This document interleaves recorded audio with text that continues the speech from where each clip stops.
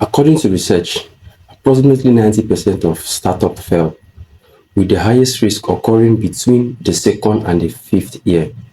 About 20% fail in their first year and 50% close within 5 years. The primary reason for this failure is lack of market need for the product developed. This means founders are building software services and products before validating real demand for it. The first step in software development should be identifying the problem the software will solve and the people having this problem. Today, building a software has been made simple with the help of AI. AI can generate websites in minutes. Platforms like Lovable, GitHub, V0.dev and the rest of them deploy landing pages instantly.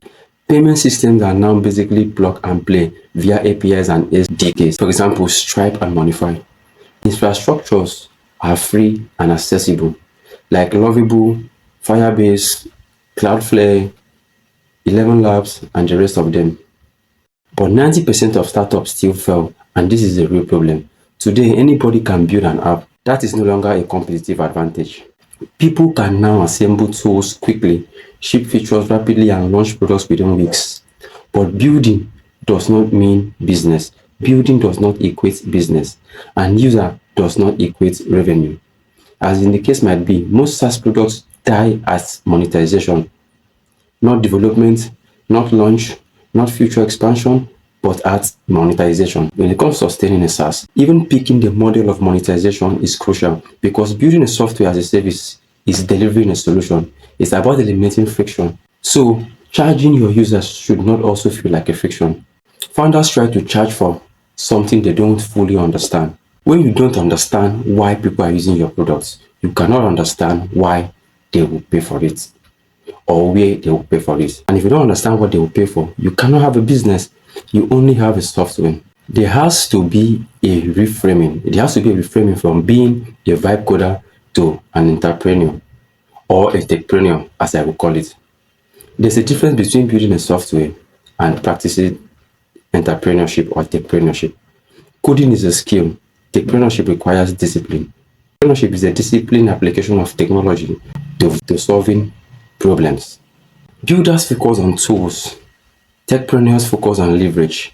Builders seek stack, the trending framework, the next feature to add, while techpreneurs focus on where there is pressure, where there is friction, where there is an unmet demand. And being able to see and recognize this pressure, demand, is what sets a techpreneur apart from a vibe coder. Demand is not hidden. It leaves fingerprints. Demand is visible everywhere on the internet. People complain publicly. People struggle publicly. People ask for solutions publicly. On Facebook, YouTube, X, these signals are everywhere. Based on my experiences, after vibe coding 35 tools, both for personal use and for clients, for the past 3 years, I realized that the problem is not lack of idea. The problem is lack of observation. And I stopped asking, what can I build? And started asking, where is the demand? Where is demand already visible? That shift changed everything. When you start with ideas, you are guessing. When you start with pressure, you are positioning yourself. Building before confirming pressure is gambling. Building after confirming pressure is engineering a response. As a techpreneur, you have to understand that software is just an infrastructure. Revenue is the objective. On this channel, I am not teaching coding or AI tricks. I discuss techpreneurship, how to identify valid demands, build a focused solution, deploy intelligently, and convert usage into sustainable revenue.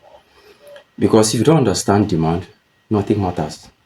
In the next video, I will show you how I extract profitable opportunities from real conversations online before writing a single line of code.